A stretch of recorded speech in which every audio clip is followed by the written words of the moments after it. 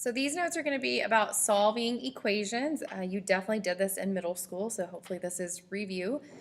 There are some steps there. So step one is always to distribute. Step two, combine like terms on each side. That's what we were doing earlier a couple days ago. Step three, move variables to one side. So now we have an equal sign, so we do have to navigate around that equal sign. Then we're going to move constants to the other side again. That's the other side of the equal sign. And then step five, we multiply by the denominator or divide by the coefficient. So let's just go ahead and jump into some examples. So starting with number one, step one is to distribute. Well, we only distribute if we have parentheses, and we don't have any parentheses. So we can't do that. Step two, combine like terms on each side. So again, that's combining things that go together. So if I look at number one, on the left-hand side, I have one variable term and one constant term. Those are not like terms. I cannot put those together. On the right-hand side, I just have a constant, so there's nothing on the other side that allows me to put them together. So a lot of students will draw a vertical line through the equal sign just to separate the left from the right. So if you want to do that, I don't think that's a terrible idea. All right, so then step three, move the variable to one side. Well, we only have one variable term, and that is x, so it's already on one side. We don't have to do that. Step four, we finally get to do something. It says move constants to the other side. So because our variable is right here on the left-hand side, we need to move our constants to the other side.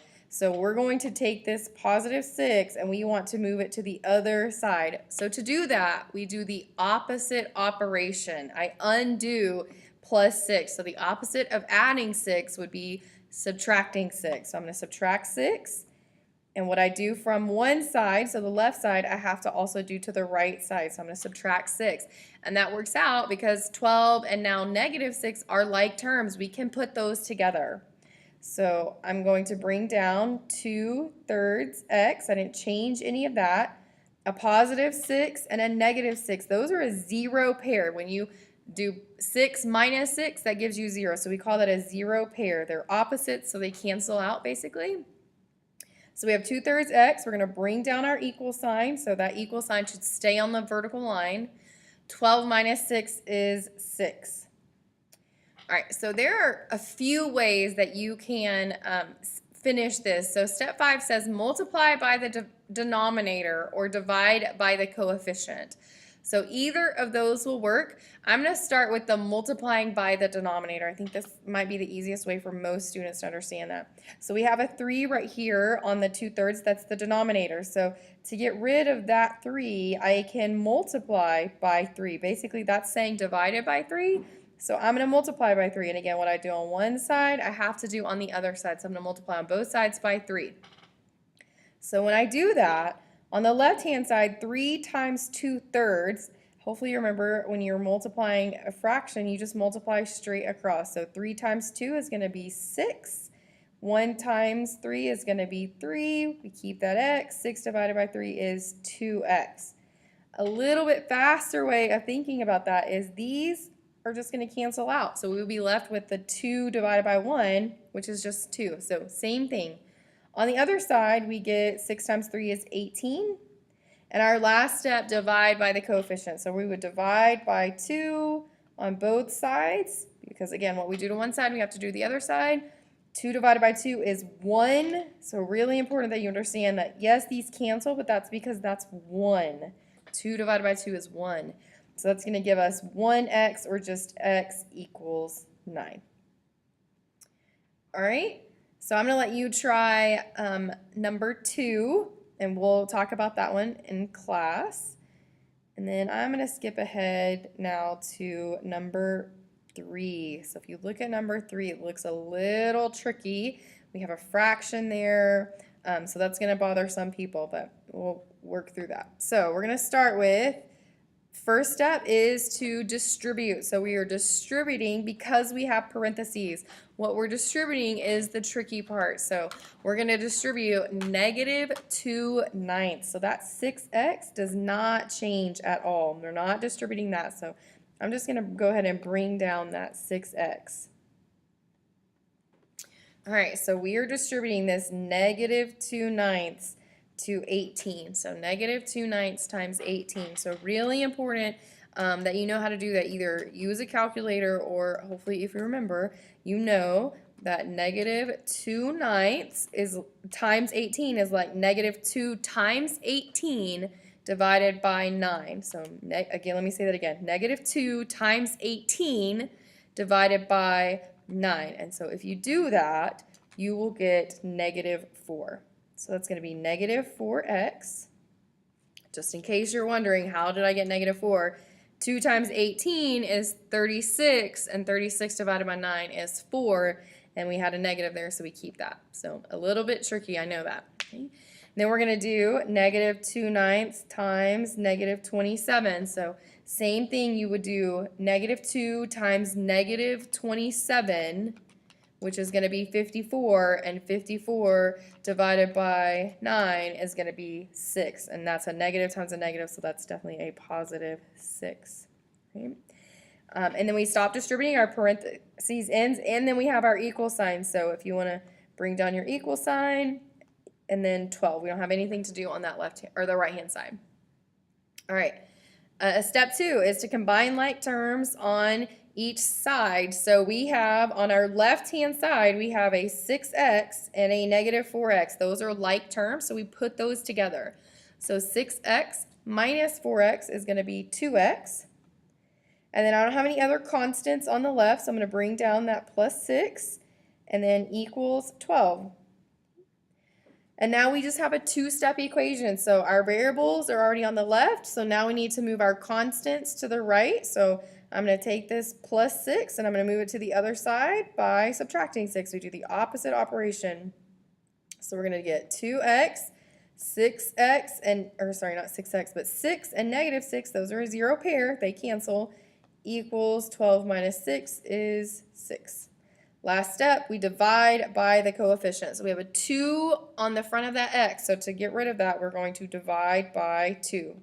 2x means 2 times x. So we undo that by dividing by 2, the opposite of multiplying by 2.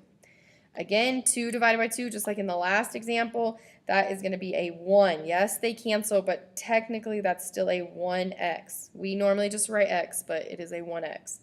Equals 6 divided by 2 is 3. All right, let's look at number 4. Number 4 is a little bit longer. We have 2 sets of parentheses, so we're actually going to be distributing a couple of times. So we're going to start with the very first thing. There's a negative in the front. Basically, that's like a -1. So we're going to distribute a -1 to 1. So that's -1 times +1 is going to be -1. Then -1 times 7x is going to be -7x. Basically, when you distribute a negative, it just changes every sign. So that 1 was positive, now it's negative. 7 was positive, now it's negative. All right, then we're going to keep distributing. We have a -6 that we are distributing. So we're going to do -6 times -7 is going to be +42. A -6 times a -x is going to be a +6x. And then we stop distributing because our parentheses ends. We have an equal sign, so I'm going to bring down that equal sign, and 36. Nothing to simplify on the right-hand side. All right, our next step, step 2, combine like terms on each side. So we're looking basically all at the left side. We have a lot of stuff over there. So our like terms, I'm going to start with my x's. I have a -7x and a +6x. Those are like terms. They both have an x. I can put them together. So -7x plus 6x is going to be -1x. You could just put -x. That would be appropriate also. Then we also have constants. So we have a -1 and a +42. So -1 plus 42 would be a +41. And those are all of our like terms. So we're going to bring down our equal sign and 36. All right, at this point we have our variable, our -1x on the left-hand side. So we want to get our constants to the other side. So this +41, I need to get to the other side. I'm going to do that by subtracting 41. So -41 from both sides. So 36 minus 41 is how we're going to read that. So 36 minus 41 is going to be -5. Bring down our equals. 41 and negative 41, those are a zero pair. They would give you 0. So positive 41, negative 41. They are opposites. They give you 0. We're going to bring down our negative 1x. We are not done because we still have a negative 1 on our x. So we do the opposite. That means a negative 1 times x. So we are going to divide by negative 1. The opposite of multiplying would be to divide. So we divide by negative 1, we get x. Again, a negative 1 divided by a negative 1 is a positive 1. A negative divided by a negative is a positive, and anytime we divide some number by itself, you get 1. And then negative 5 divided by negative 1 is a positive 5. A negative divided by a negative is a positive. All right, we're going to talk about the word problem in class together. So I want to skip ahead to number 6. So let's look at number 6. We have variables on both sides. You should see that there's a parentheses with a variable on the left and then a parentheses with a variable on the right. So this would be a really good time, I think, to draw that line through your equal sign if you are interested in that. All right, so first thing on the left-hand side, I need to get rid of those parentheses. So I'm going to distribute first. That is our first step. I am not distributing 14. I am distributing a negative. So really important that you see that that 14 is staying there. So we're going to leave 14.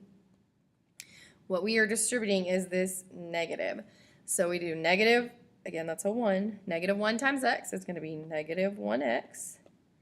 And then a negative 1 times a positive 5 is going to be negative 5. And that's it to get rid of those parentheses. Equals, bring down your equal sign.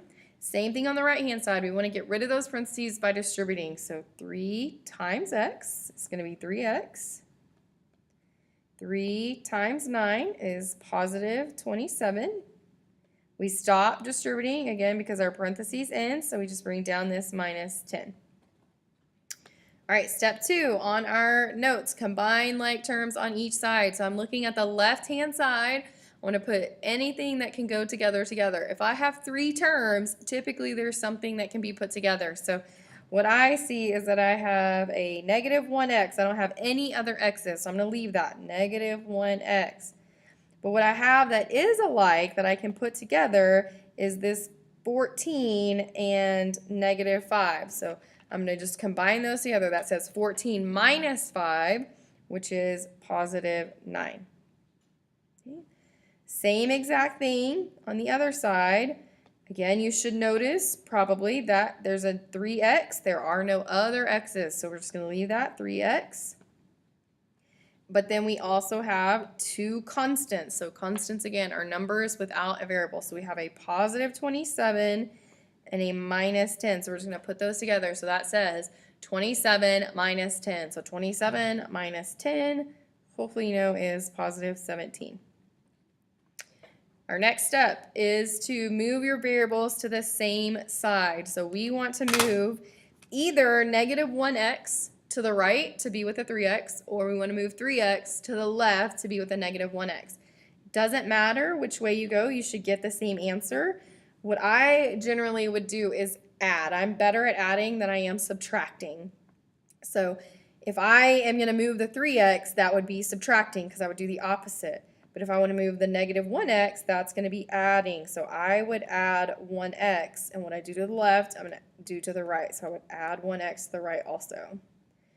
Okay, when I do that, on the left side, a negative 1x and a positive 1x, those are a 0 pair, so they go away basically. We're left with 9 equals, on the right-hand side, we have 3x plus 1x. Those can go together because they're like terms. So that's 4x. And then we still have a plus 17. Plus 17.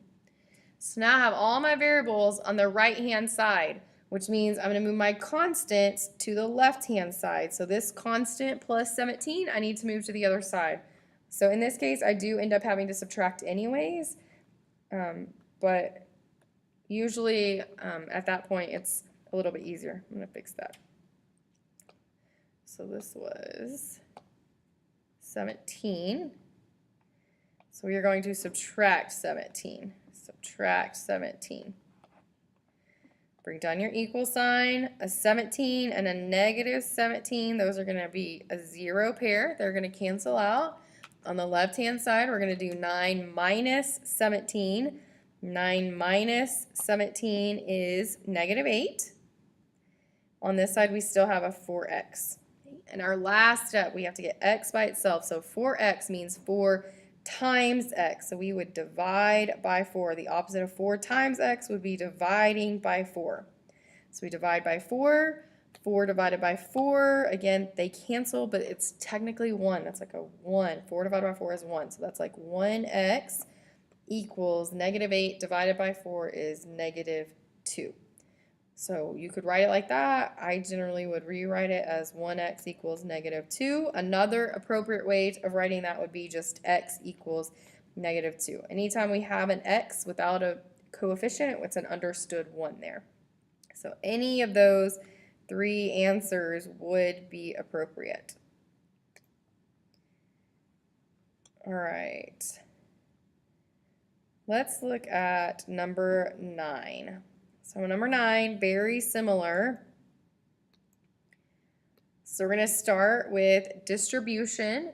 So we're distributing a 2/3, right? We're going to distribute 2/3 to 24r and to negative 9. So again, this is really practicing how to multiply and divide with a fraction. So 2/3 times 24 is the same thing as saying 2 times 24 divided by 3. So you definitely need to be able to do that. So that 2 times 24, hopefully you know, is 48, and 48 divided by 3 is 16. So 2/3 times 24 is going to be 16r. Same thing with this. We do 2/3 times negative 9. So that's like 2 times negative 9 divided by 3. So 2 times negative 9 is negative 18. Negative 18 divided by 3 would be minus 6. Hopefully you got that. All right, equals. On the other side, same thing. You might want to draw that line. 2 times 8 is 16r, and 2 times negative 3 is negative 6. So you maybe have noticed something at this point. On the left-hand side, we have 16r minus 6. On the right-hand side, we also have 16r minus 6. So hopefully you recognize that, and you're going to see here in just a second what that means. So let's say I wanted to subtract this 16r to get it to the other side with the other 16r. So I'm going to subtract 16r. So 16r minus 16r on both sides is going to be a 0 pair, right? So we have no r's left. All of our r's are gone, and we are left with negative 6 equals negative 6. So when this happens, when your variables basically all go away and you're left with some statement, you need to know, is it a true statement or is it a false statement? So in this case, we have negative 6 equals negative 6. Hopefully you realize that that is a true statement. Negative 6 is equal to negative 6. So this means that all real numbers is a solution. Any number is a solution. So I normally will write out all real numbers. Another way you might see this is with a symbol of just a capital R. That means all real numbers. So that means every number is a solution. Any number you could come up with is a solution. The opposite of that is when you're left with a false statement. So let's just pretend for a second that we were left with negative 6 equals negative 2. I'm just making something up at this point. If we were left with that statement, that would not be a true statement, right? Negative 6 is not equal to negative 2. That's how you say is not equal. So this would be false, and then in this case, our answer would be no solution. So no answer would ever be correct. So that would be no solution. So again, our answer for this one is all real numbers. That is for number 9. But the opposite of an all real number solution could be a no solution. So when you're left with a false statement, that is no solution. Those would be opposite answers.